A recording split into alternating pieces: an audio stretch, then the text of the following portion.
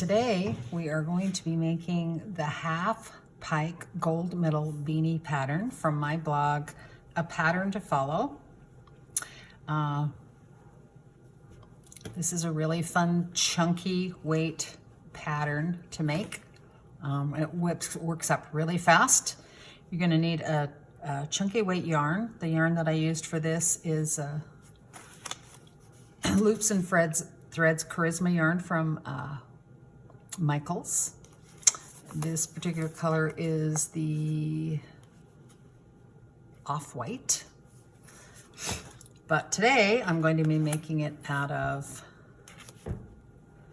this tweed color. It's a bulky weight 5 yarn, and we're going to be using, this is an 8mm, but because of the stitch we're doing, we're going to use a 9mm hook. This is just one of the plastic ones you can get in a set at, I think I got this at Joann. And of course you'll need your scissors and a tapestry needle and a stitch marker. I like to use stitch markers so I know where my first stitch is. Okay, let's get started. We're going to start this hat at the bottom and work our way to the top, and we're going to start it by using a foundation double crochet row because it's a little more stretchy and it'll be easier to get over your head than just doing a chain stitch and then doing double crochets into that. You can do that if you don't want to do the foundation stitch, but just know that your hat might be a little bit tighter and not quite as stretchy. So you start with a slip knot on your hook, and you're going to chain 4. 1, 2, 3, and 4. And then we are going to slip stitch into the first stitch, but to make it look a little bit neater, we're going to catch the back loop also. So you actually have 2 threads on your hook. Yarn over and pull through. I forgot to yarn over first, sorry. So yarn over first because we are doing a double crochet. So slip through that first one and also the back one. Yarn over and pull through 1. You'll have 3 hooks on your thing. But instead of going right into the double crochet stitch, we are going to do our foundation chain first, because when you do the normal way you do it is you chain all your chains and then do double crochets into that. Since we aren't doing the chain stitch first, we have to create the chain stitch. So yarn over, pull through 1, that creates your first foundation chain. Then complete your double crochet. Yarn over, pull through 2, yarn over and pull through 2. Now in order to know where our chain stitch that we made, we need to go past these 2 that are on that loop and the next one down and go under these 2 stitches right here. So yarn over, go up and create your chain, foundation chain first, pull through 1, and then do the double crochet. Yarn over, pull through 2, yarn over, pull through 2. Again, yarn over, skip these 2 that you can see across the yarn there, down to these 2. You can see that V stitch there. Those are the 2 that you go under to create your foundation chain. Yarn over, pull through 1, yarn over, pull through 1. Now complete your double crochet stitch. Pull through 2 and pull through 2. Do that one more time. Not these 2, not this one, but turn and see this V stitch here. We're going under those 2. Yarn over, under these 2 stitches, yarn over, pull through 1, yarn over, make your foundation chain, yarn over, pull through 1, yarn over, pull through 2, yarn over, pull through 2. Now this is going to end up with 44 of these foundation chain stitches. So I like to mark the first one, and that will be the first chain 3, or the chain 4 that we started at the beginning, which ends up being a chain 3. So I like to mark the first stitch so I know where my first stitch is. So I put my stitch marker in there, and I've done So that counts as the first stitch. So 1, 2, 3, 4. We have created 5 of these double crochet foundation stitches. So we need to create 44. So we have quite a few more. So let's do a couple more together. Yarn over, find that foundation stitch, yarn over, pull through 1, yarn over, make your foundation chain, yarn over, and then complete your double crochet. One more time. Turn your work and find the V-stitch right here. Yarn over. Go under both the loops, yarn over, pull up a loop, yarn over and pull through 1 for your chain. And then complete the double crochet, yarn over, pull through 2, yarn over, pull through 2. Okay, you'll see how stretchy that becomes, which makes it a great base for a hat when you're starting a bottom-up hat. So I will let you complete those, and when you have 44 of these stitches, and that includes your chain, we'll come back and meet up here. Okay, I've just completed my foundation row of 44 double crochet foundation stitches. Now we're going to join the 2 together by bringing them up and making sure there's no twist. And you are going to slip stitch into the top of that chain, the 3 chains that you did to start your foundation double crochet, slip stitch and chain 2. Okay, now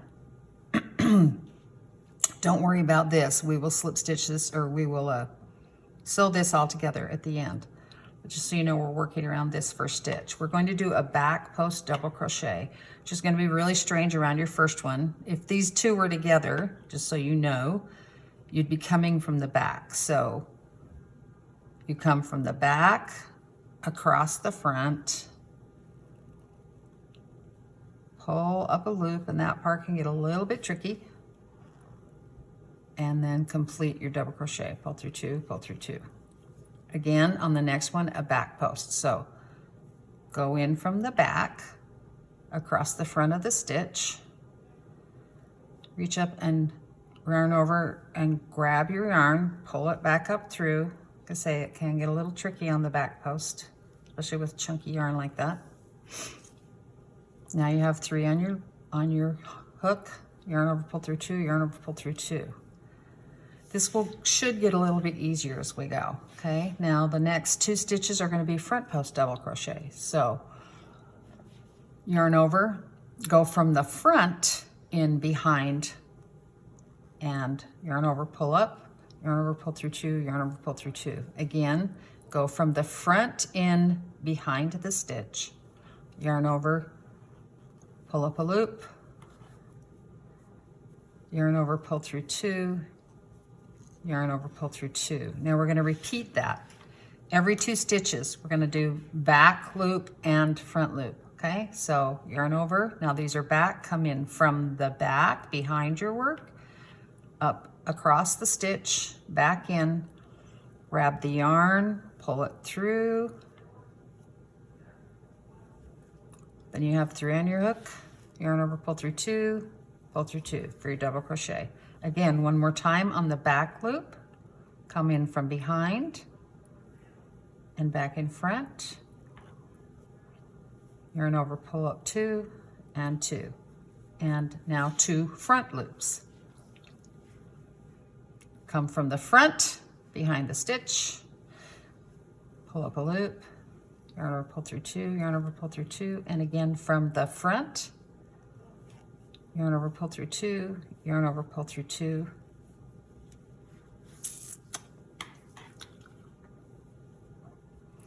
Okay, did I do that one wrong? It sounded like I said something wrong, so we're going to try that one again, just to make sure. Yarn over,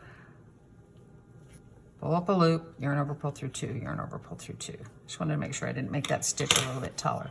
Okay, so we are creating lines when we do our front double crochet, front post double crochet, and lines that actually end up going this way when you do your back post double crochet, okay? So you're gonna do that all the way around the whole hat until you get back to here. I'll do a couple more with you. We are on the back loop. That's what we started with. So from behind our work around to the front.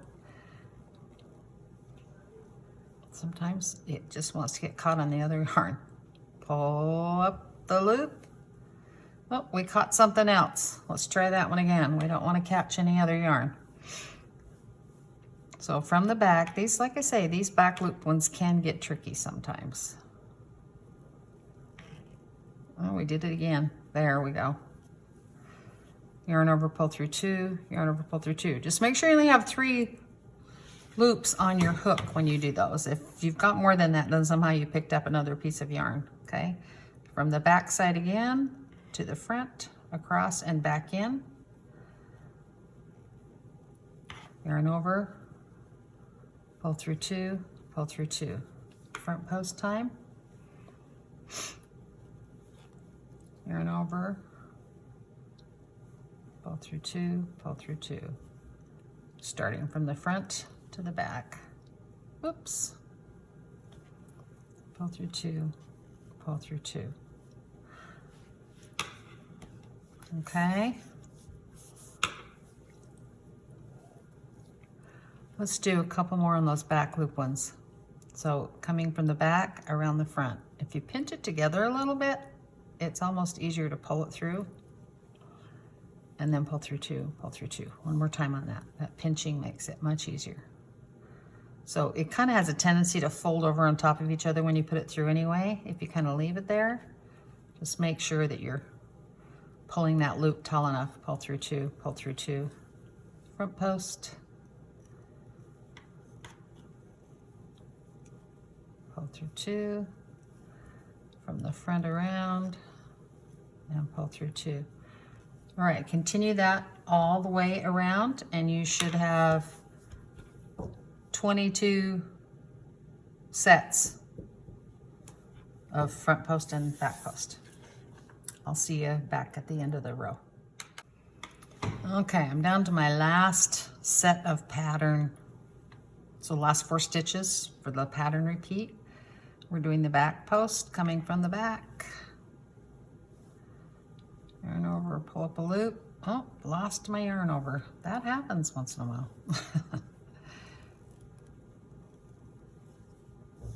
Pull through 2, pull through 2, next stitch from the back. Pull through 2, pull through 2, and front on the next 2. Now this last stitch is kind of pulling in because this is where you've done the slip stitch and you haven't sewn this together yet. So just know that that is the correct stitch to go around. So front post from here, pull through 2, pull through 2. Now we need to slip stitch into the top of the first back double crochet. So not into the change, but slip stitch into the top of the back loop double crochet. And then chain 2. And then you're going to back post double crochet around the one straight below it, the very first one we started with.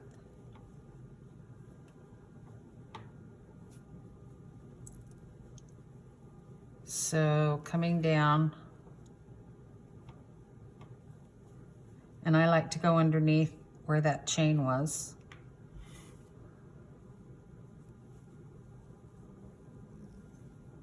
Pull through 2, pull through 2. So you're going to be back posting around all of the back post double crochets. Make sure you don't catch the row before. You only want to go around this stitch right here. Okay, so you don't want to go all the way down to that. So from behind, catch. I'm just gonna mark this first one so I remember what I need to slip stitch into, because you're gonna be slip stitching into this stitch rather than these chain 2s when you come back around. Okay, so the next 2 are front post double crochets. Again, make sure that you're just going under this section and not down into here. So 2 front post double crochets around the front.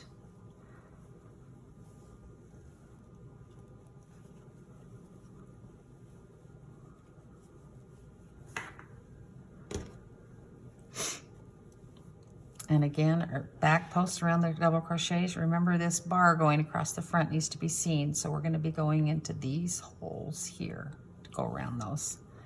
From the back, the front,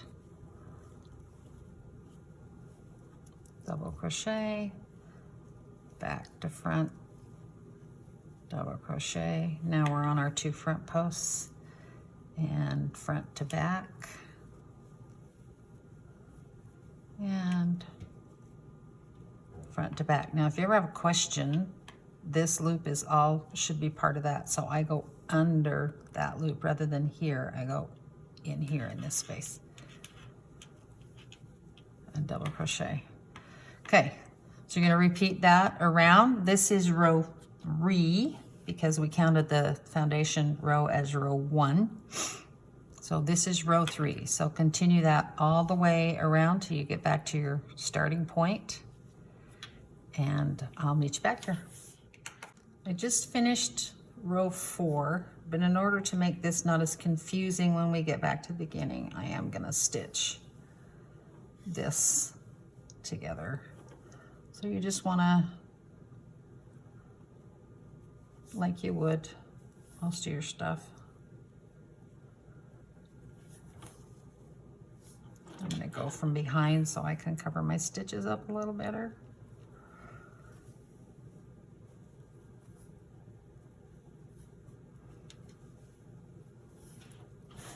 Just weaving your yarn in and out a little bit. Too long of a tail there.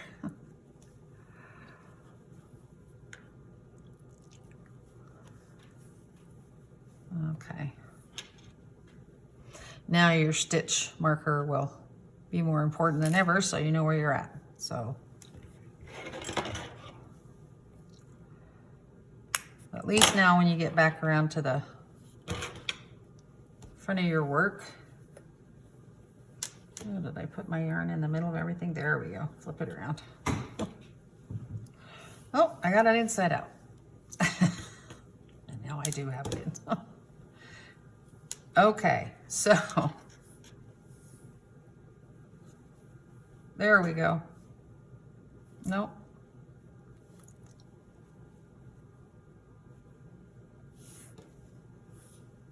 There. Now it's right side out. Sorry, I was confused there for a minute. Good thing I know that it goes from left to right. Okay, so we've marked with our stitch marker where we're going to slip stitch, which is the top of that first back post double crochet. This is round 4 we just completed. Okay, we're going to chain 2 and we're going to back post double crochet around that. But if you want to hide this chain stitch, you want to back post double crochet around both of those. If you want to hide this, that's the chain stitch. So I'm going to go around both of those and treat it as one stitch. Should have done that a little more clearly on the first row, and I didn't show you that. And then back post around the next one.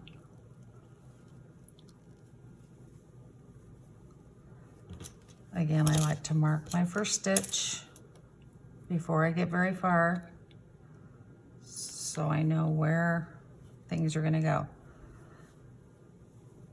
So you can see that we treated the chain stitch and the one, otherwise it kind of leaves the chain in a hole. So I should have done that a little better on the first one, but with this pattern it's not super noticeable, but we'll make sure we catch it on the next one. Okay, so this row is a repeat of row 4, which is actually a repeat of row 3. So you're going to do this row, trying to catch in that chain stitch when you come back around on your first back post double crochet, so it's not as noticeable. So this chain stitch from this row will be caught with that one on the next row and treated as one stitch. You're going to do that around for 16 rows. This is row 5 I started. So you want to do the same thing for 16 rows, repeating that stitch. And it might be a good idea to have a piece of paper or something to mark which row you're on so you don't get lost. All right, I'll meet you right back here after row 16. Okay, as you can see, I've moved ahead and just completed, I am working actually on row 12, but I wanted to show you real quickly how you can count your rows if you haven't been keeping track on a piece of paper or something. So this row down here was our foundation crochet, and then each bar crossed is a row. So that would be 1, 2, 3, 4, 5, 6, 7, 8, 9, 10, 11, and then this is row 12 that I'm finishing right here. So that's one way you can count your rows, so in case you lost track. Okay, and then I wanted to let you know that I decided that for this hat, I've decided I don't want to do this roll-up cuff. So I don't need it as long as this one is. So I'm cutting out 4 rows. So the pattern calls for you to do 16 rows in this, repeat every 2. But because I want to cut this out, I'm cutting down by 4 rows. So that would make me just do 12 rows, which is what I'm on right now. But I also wanted to show you how I join my yarn, because this project will take 2 skeins of yarn. I am about out of my first skein. So I wanted to show you what I do to join my yarn. I have my new skein ready to go. And you can just add it as you're going if you'd like, but I like to tie a knot in my skeins, and this is how I do it. So I lay them one across the top of each other, one going one direction and one going the other. This one's a little bendy because it's from the middle of the skein. And bring it over across the top of the upper one. Wrap it underneath and back under the one you just did. And then put that end inside that loop you just created and pull a really tight knot. Okay? Now the one that was on top, you're going to do the same thing in the other direction. So bring it over on top of the yarn, back under both that yarn and itself. So you can see how it's gone over, under this one and under that one. And then thread it into the loop. And again, pull a knot really tight. Now, this makes it so that you can slide these 2 knots together, because you just basically kind of create a slip knot. It's a little harder with a chunky yarn, especially when it's got these little extra fibers in it. But pull that together so that the 2 knots meet and pull really, really tight. That creates a really nice knot that's not going to come undone. And I'll show you how I hide that as I do my work. So make sure that knot's tight. I like to clip this as close as I can to the knot I just made. Just cut off both sides of that.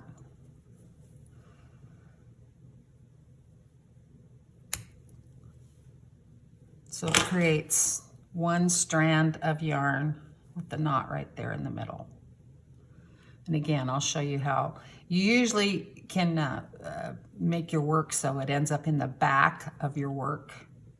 And with this being a chunky yarn, I don't think it's going to show very much anyway. But that's how I like to join my yarn. You can do whatever you'd like. If you want to, like I say, just keep your work going and kind of weave it in the next stitch like you were adding a second color and then tie in your ends, you're welcome to do that too if that feels more comfortable to you. But this is how I like to do it.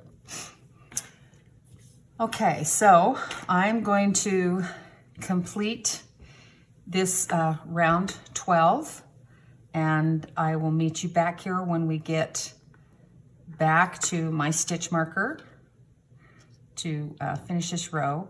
because I'm going to skip from row 12 to row 17 in the pattern because I'm cutting out that extra length for the cuff. So I'll finish this row and I'll meet you back here. Okay, I thought I'd show you how I'll work this knot into my work because it's coming up on me here. So I'm just doing my normal pattern. I can feel it coming between my fingers. It's right there. So I just try to, when I pull it up, make sure it's either inside a loop and it actually ended up inside a loop right there. So that's perfect. That's a perfect way to hide it. If not, I like to try and have it on the back, end up on the back side of the work. But that's just usually how easy it is to just slip the knot in while you're working. It's not that hard to do. I have a few more stitches before I'm done with this row. So I'll meet you back. Okay, I've just completed row 12. Again, I only went 12 rows because I'm not going to do the cuff. So I'm ready to move on and I'm going to skip to row 17 on the pattern. Okay, so again, we start by slip stitching into the top of that first back post double crochet. Okay, now this row, chain 2, this row is where we're going to start decreasing so that the crown of the hat can be formed, okay? So we're going to be decreasing on the back post double crochet rows, sections, so we're actually going to be making 2 together, but in this first stitch you want to include that chain stitch. So you're actually going to be back post and around all 3 of those. So coming from the back, grabbing the chain, the first one and the second one, pulling that through and completing the double crochet. So you just brought that back together, so you only have 1 back post double crochet on this row. Then you're going to go around the 2 front double crochets as normal.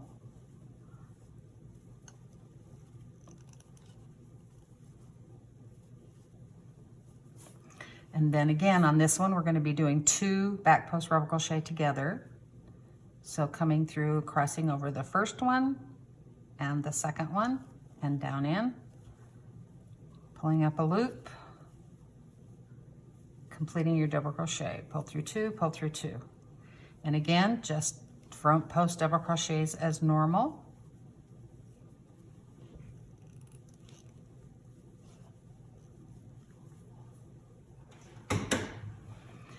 Okay, and 2 together on the back post double, whoop, I lost my loops, I went under. Going around both of the back post double crochets. Pulling up, go through 2, go through 2. Front post as normal. Whoop, I just realized we didn't put our stitch marker in. Let's go back and do that. So I can tell this is where I started because it's pulling off to the side, but I still like to mark that just to make sure I didn't go past it. And also it lets me know how close I'm getting when I'm going around on a row. Lets me know how close I'm getting.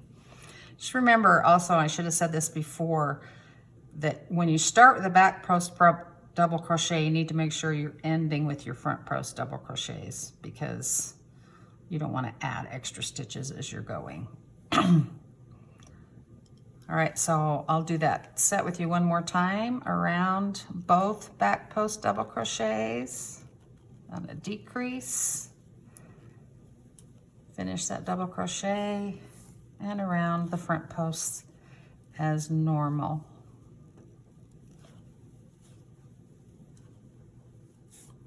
So when you're done with this row, you will have 22 front post double crochets and 11 back post double crochets for a total of 33 stitches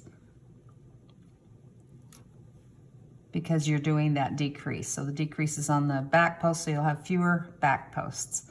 So continue that around until you get back to the stitch marker, and then I'll show you how to do row 18. Okay, we're ready to move to row 18. And this is going to be a fairly easy row. It won't be any decreases, it's just stitching over what you just did.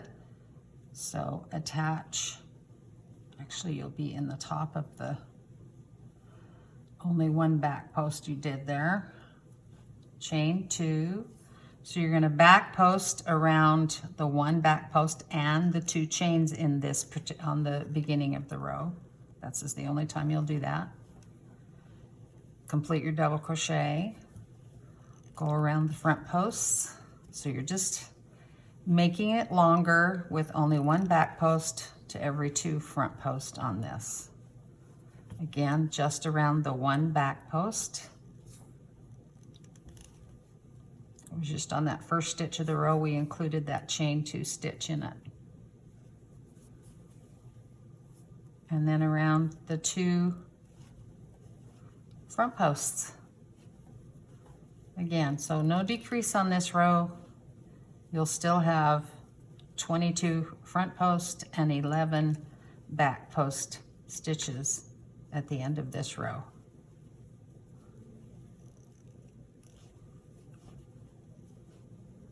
And again, I forgot to put my stitch marker in, so I'm going to go back and find it real fast. Again, I can see where it's slanting. So I know that's my first one. And with there only being one back post in there, I want to put it in the top of that back post and not that chain stitch. Okay, so finish that row, back around to the stitch marker, and I will meet you back here for row 19. Okay, I've just completed row 18 where we had the same exact stitch count. It was just a repeat of row 17, no decrease on 18. 19, we will have a decrease on. And this one's a little bit tricky as far as kind of understanding what we're doing, but slip stitch into the top to join, chain 2, and you're ready to go. Now, we're going to not have any more back post double crochet on this row, so we have to eliminate that, and we're going to join it with the first front post double crochet, doing a front post double crochet. So make sure you're grabbing the chain 2 stitch in this, going under like a front post, and grabbing the first front post double crochet, pulling through. That's a lot to pull through. Make sure you grab it all. Complete your double crochet. I'm gonna put my slip stitch or my stitch marker in that stitch right now so I don't forget. And then you're just going to front post a normal around the next front post. Okay, so again, we're going to combine the back post and the front post in the next stitch. So treating it as a front post double crochet, grab that one and the first front post, pull up a loop and complete your double crochet. Go around the next front post normally. Again, grab the back post. I want to go back post around there. Make it a front post back.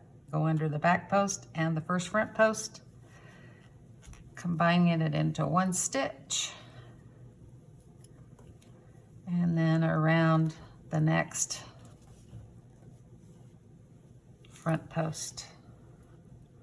Okay, so you're going to do that all the way around back to the stitch marker. And at the end of this row, you should have 22 front post stitches. Okay, because we've just taken out the 11 back post stitches by doing this. So I'll meet you back at the beginning. Do one more together, grabbing the back post and the first front post, combining it into one front post double crochet and the next front post. I'll see you back here. I'm on the last set of stitches on row 19. I thought I'd do this with you so to make sure you didn't get confused, because I got confused for a second. So again, we combine the back post with the front post into one stitch. Whoops, make sure you're under the stitch, not in the hole there. Let's try that again.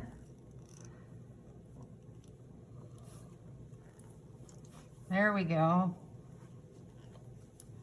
So the last thing you're going to have is this last front post double crochet. I'm so used to looking for 2 there, I had to think for a minute. Okay, so that completes row 19. We're going to do a join, and we will be doing row 20, which is also going to be a decrease.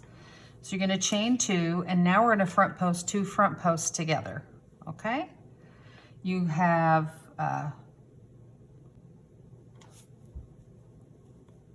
you have 22 front post stitches, so we're going to end up with 11 front posts at the end of this row. So going under 2 front post stitches and combining. Again, I'm going to use my stitch marker, so when I know I'm back to my first row or first stitch, and then go around the next 2 front post stitches. Make sure you're getting in those holes rather than going down too far.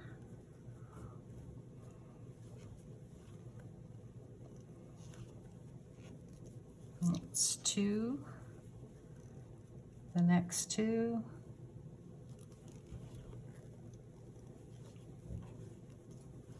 that's 3, and the next 2,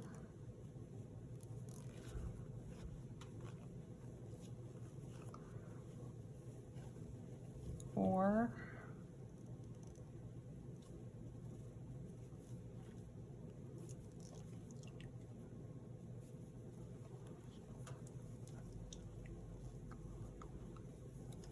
5,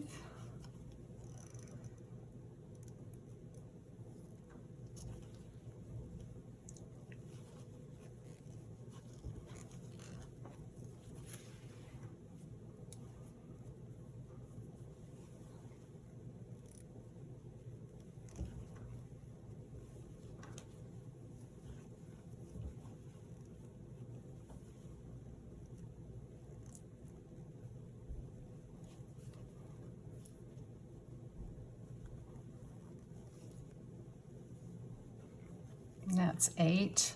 Combining these stitches with a thick yarn can get a little tricky sometimes. So we're almost done here. 9. Going to the next 2.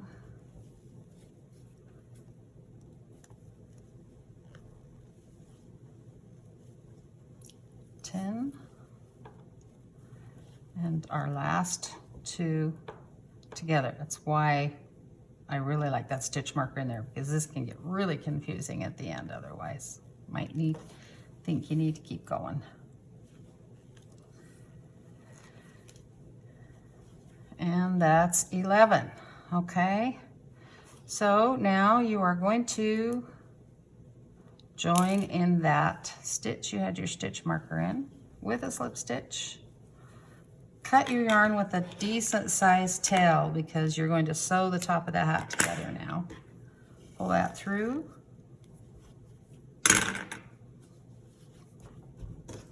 And now you have this little hole at the top that we're going to sew together with our tapestry needle. Again, I like these tapestry needles where I don't have a eye that I have to find. I can just open it up and put my yarn inside. This is great. This set comes with like several different sizes, so depending on the thickness of your yarn. Okay, I like to turn it inside out so that I'm stitching from underneath. So I'm going to put that needle up through there.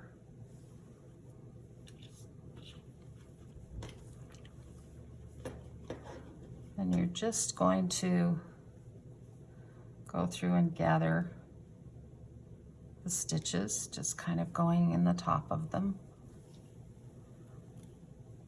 I don't pull too tight till I get to the end. I'm actually gonna throw a marker in that so I know where I'm at. Sometimes I go around too far. Just a real quick marker.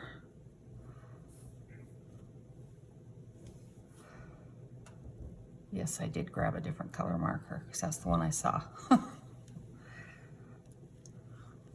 So just in and out, try and catch some of the stitches underneath the bottom of the stitches. Okay, and then when you get back to that stitch marker where you started, then you just want to pull closed, okay? So there's no hole. Now I like to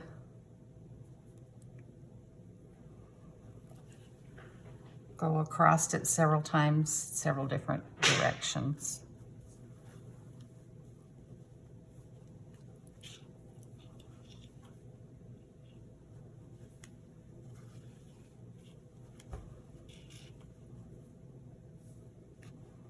Just to make sure that's getting caught in there and that's closed tight.